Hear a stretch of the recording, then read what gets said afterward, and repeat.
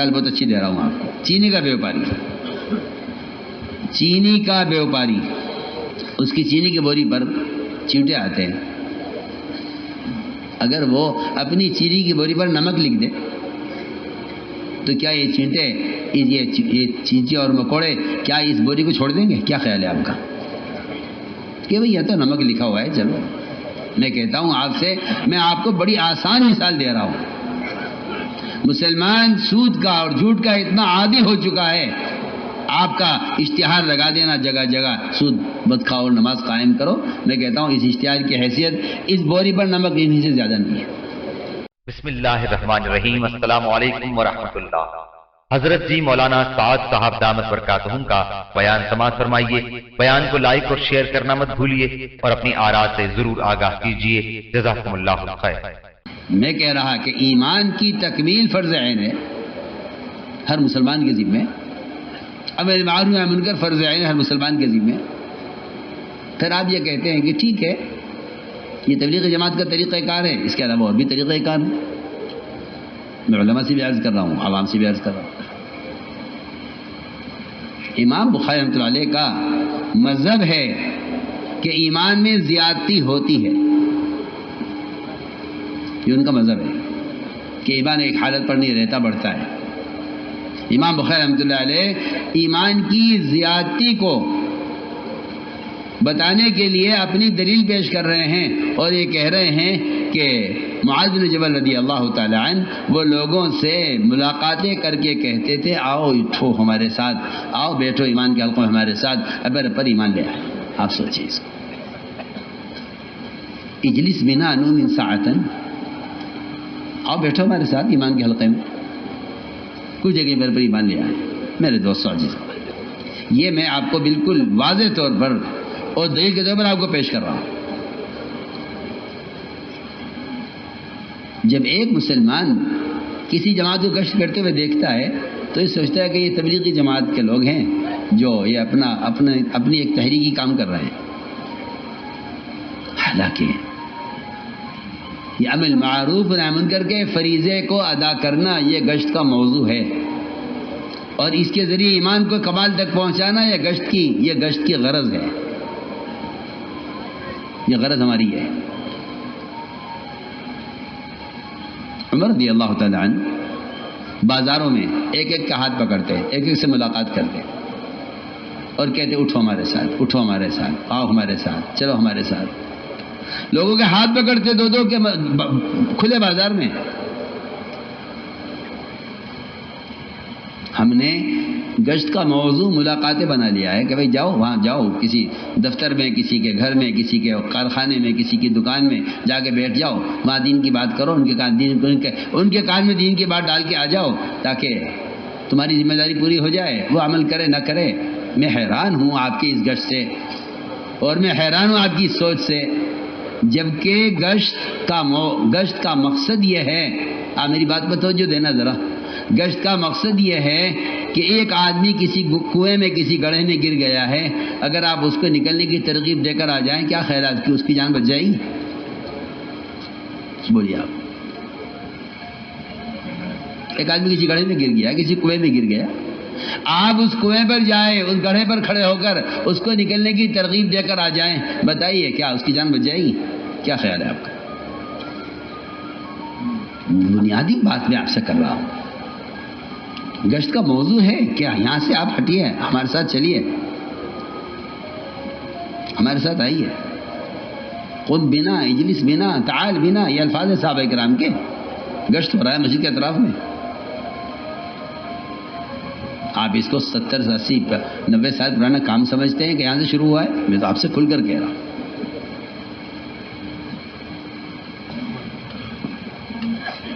عمر رضی اللہ فرمایا کرتے تھے کہ میں ایک کے دو کے ہاتھ پکڑتا تھا اور انہیں مسجد کے ماحول میں لے کر آتا تھا.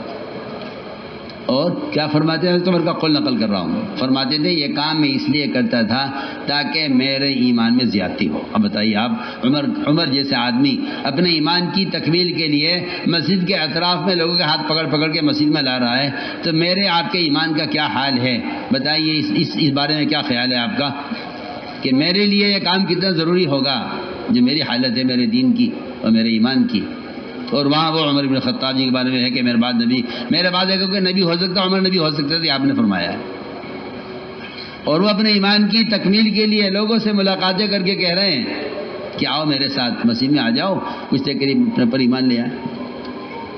میرا عزیز دوستو، میں پہلی بات عرض کر رہا ہوں کہ یہ جو مسجدوں میں ایمان کے حلقے قائم کر کے لوگوں سے ملاقاتیں کر کے انہیں مسجد کے حلقوں میں، ایمان کے حلقوں میں لانا، اصل بات یہ تھی کہ دلوں سے اللہ کے غیر کا تاثر نکالنا ہے. گشت کا موضوع یہ ہے. ایک صاحب پوچھے تھے میرے سے کہ گشت میں کیا بات کریں. میں نے کہا گشت بات کرنے کی جگہ ہے یا ہاتھ پکڑ کے مسجد میں لانے کے لیے ہے؟ جی ہاں. ایک آدمی ڈوب رہا ہے، ایک آدمی گڑھے میں گرا ہوا ہے. میں ایک واقعہ عرض کرتا ہوں. ایک صاحب میرے پاس آئے، ہوں گے شاید 70-75 سال کی عمر ہوگی. آ کر میرے پاس بیٹھ کے بہت روئے، یعنی چیخے مار کر روئے. میں نے کہا بھائی کیا بات ہو گئی، بتاؤ کیا ہوا. کہنے لگے میری دکان پر 20 سال سے میری دکان پر گشت ہوتا ہے. 20 سال سے میری دکان مسجد کے قریب ہے. ساتھی گشت کرتے ہیں، آتے ہیں، ملاقات کرتے ہیں، چلے جاتے ہیں. لیکن ابھی چند دن پہلے ایک جماعت آئی گشت میں. انہوں نے مجھ سے کہا کہ اگر آپ ہمارے ساتھ ہمارے گھر چائے پینے کے لیے چلیں. بھائی کیسے آپ بلا رہے ہیں مجھے، آپ کی محبت ہے، چلیے میں چلتا ہوں. انہوں نے کہا کہ آپ تیار ہو گئے میرے گھر کے نام سے، اگر میں آپ کو اللہ کے گھر کے نام سے لے چلوں. تو کہتے ہیں مجھے واقعی شرم آئی کہ ایک آدمی کے گھر کے لیے میں تیار ہو گیا، اللہ کے گھر کے لیے میں تیار نہ ہوں. تو میں نے بہت شرما حضوری میں کہا چلیے میں چلتا ہوں آپ کے ساتھ. اس نے مجھے سنایا خود، کہنے لگا مجھے یہ لے کر آئے، مسجد میں لائے، مجھ سے وضو کروایا، مجھ سے نماز پڑھوائی اس وقت کی، پھر مجھے ایمان کے حلقے میں بٹھایا. کہتے ہیں میری عمر اس وقت 75 سال کی ہے. کہتے ہیں اللہ کی قسم یہ میری زندگی کا پہلا دن ہے کہ میں نے اپنے رب کو پہلی مرتبہ سجدہ کیا. یہ وہ شخص ہے جس کی دکان پر 20 سال سے گشت ہو رہا ہے. وہ بھی سمجھتا ہے دین کی بات سننا دین ہے، یہ بھی سمجھتے ہیں دین کی بات پہنچانا تبلیغ ہے. میں تو حیران ہوں. میں تو آپ سے سب سے کہہ رہا ہوں، میں تو حیران ہوں آپ کے اس طریقہ کار سے میں حیران ہوں.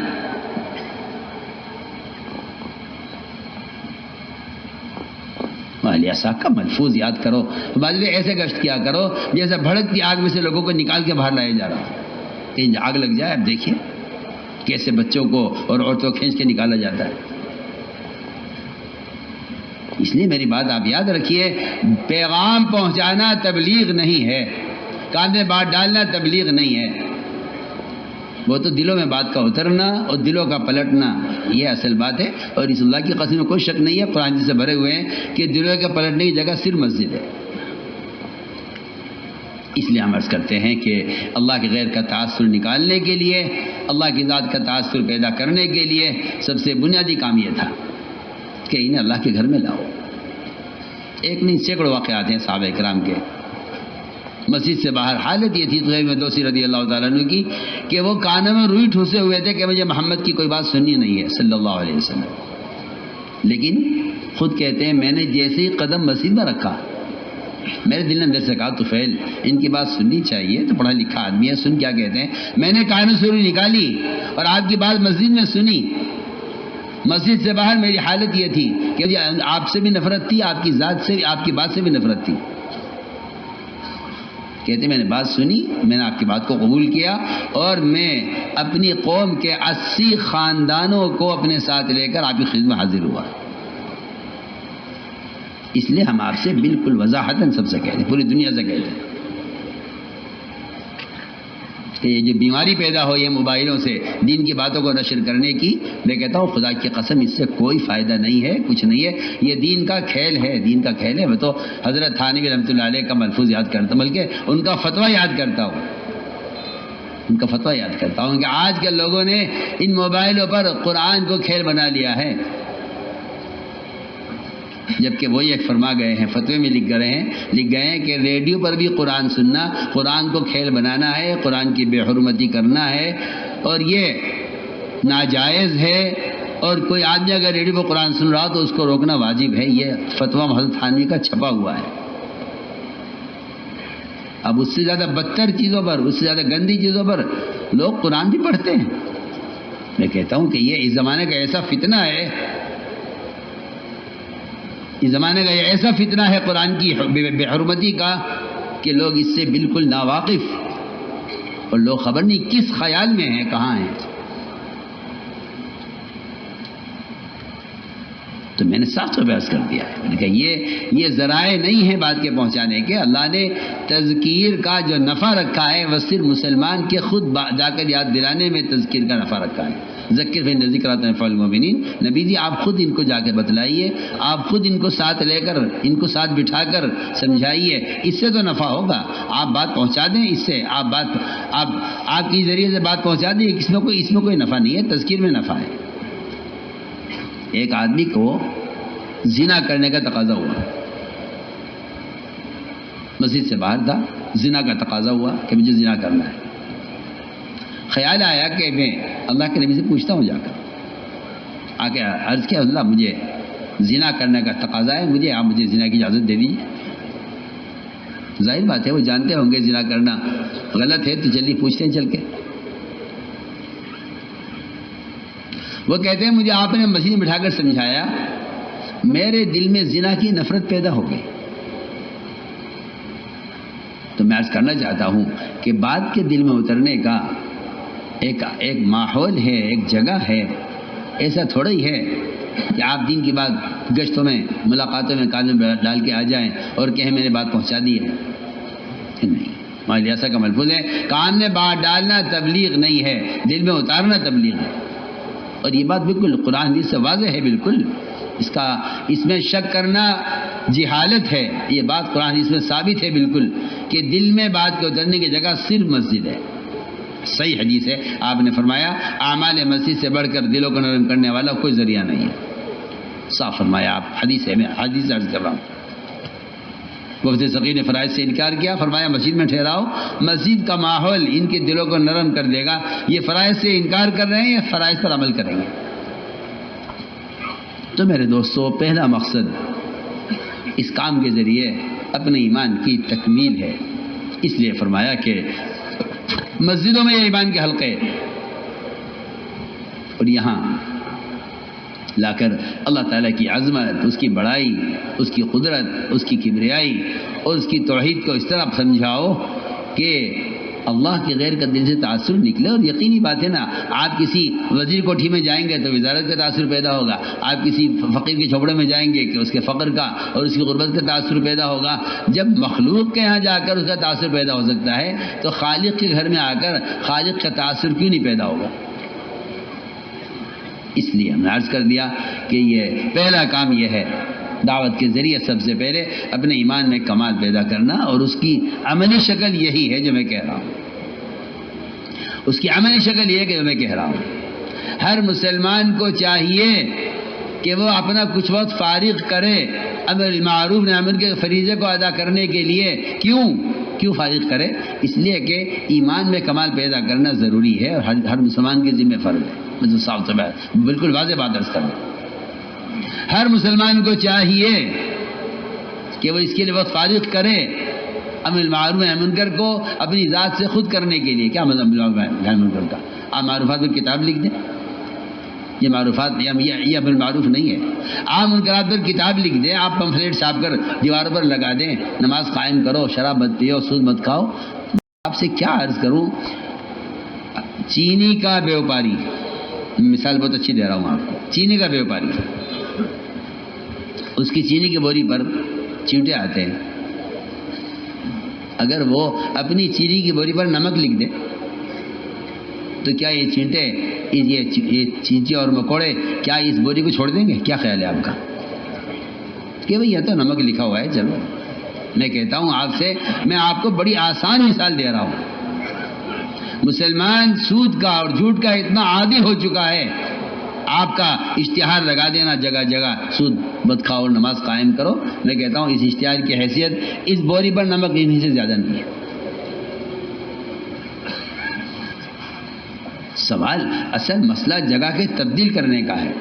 ہمارا گشت کا موضوع ایک مسلمان کی جگہ کو تبدیل کرنا ہے، بازار کے ماحول سے مسجد کے ماحول میں۔ جگہ کو تبدیل کرنے کے لیے گشت ہے، دین کی بات پہنچانے کے لیے گشت نہیں ہے میری۔ آپ بس سب پرانے نئے جتنے سب نوٹ کر لیں میری بات کو۔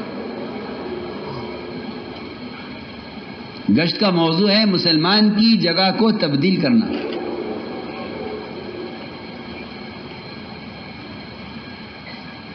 اس لیے کہ حدیث ہے کہ جو بندہ میری طرف چل کر آتا ہے میں اس کی طرف دوڑ کر جاتا ہوں۔ اللہ فرما رہے ہیں، اللہ اکبر، اللہ دوڑ کر آئے، آپ سوچیے تو صحیح، اللہ فرما رہے اتیت حرولتن، میں دوڑ کر آتا ہوں اس کی طرف، میری طرف چل کر آتا ہے۔ اس لیے میرا عزیز دوستو، یہ ہر مسلمان کی اپنی ضرورت ہے، ہر مسلمان کی اپنی ضرورت ہے۔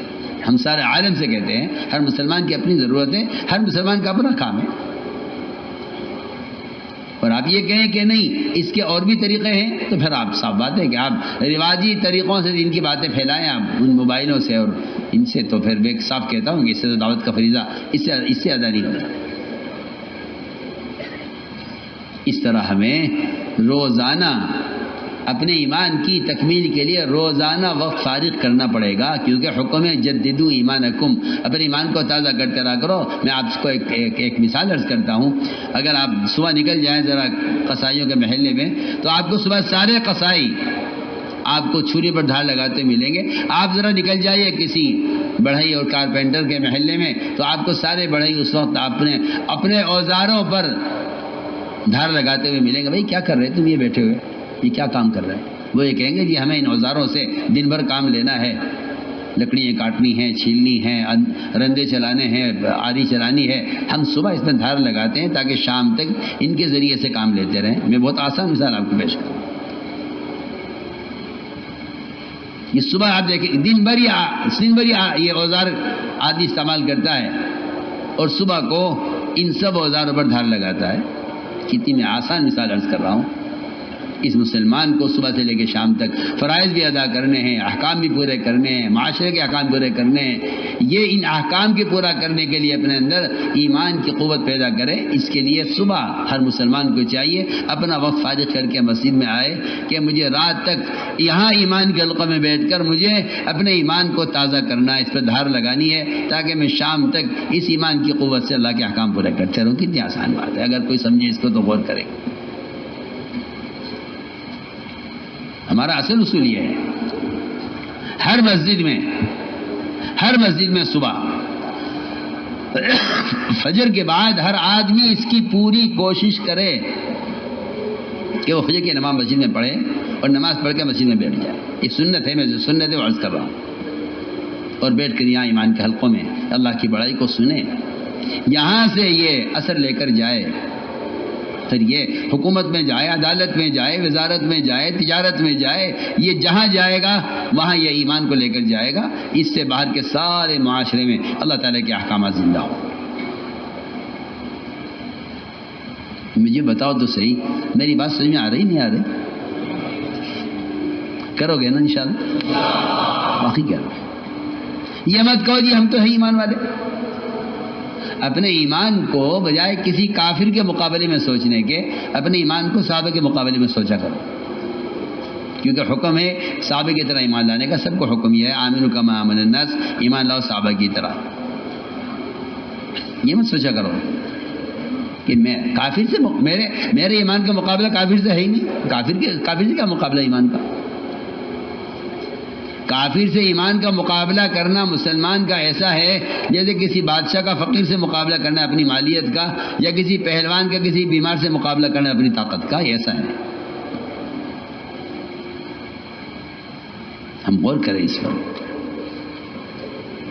کہ میں جس ایمان کا دعویٰ کر رہا ہوں، میں اپنے ایمان کو باہر کے سارے جتنے اللہ تعالیٰ کے احکام فرائض سے لے کر اپنے استنجے کی لائن کی سنت تک اس میں دیکھ لیجئے، اگر سارے احکام پہ ہو رہے ہیں تو کہا جائے گا کہ ہاں ایمان ہے، لیکن ہر مسلمان اپنے ایمان کو خود دیکھ لے احکام پر پیش کر کے کہ احکام پورے ہو رہے ہیں یا نہیں، کیونکہ صاف فرمایا حدیث میں کہ مومن اللہ کی اطاعت میں نکیل پڑے ہوئے اونٹ کی طرح ہے، جدھر چلاؤ گے چلے گا، جہاں بٹھاؤ گے بیٹھ جائے گا۔